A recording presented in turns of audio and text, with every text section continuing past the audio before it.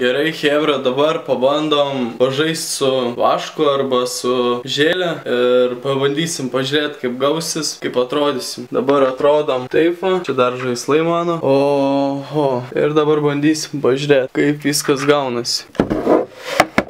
Gerai, pradžioje naudojam Nivea Formen Aqua Gel. Žiūrim, kaip bus. Jinai kažkokia labai glitni. Normaliai nesibėga kaip vanduo. Uždarysiu trumpam. Nieko nepasikeitė. Pasiemam rankšluostį ir išsitrinam galvą. Galvą išsitrinti reikia gerai, kad nebūtų drėgna. Toliau varom pasimt. Varom pasimt toliau ką čia. Ogi plaukų tiesintuvą. Tokį va plaukų tiesintuvą.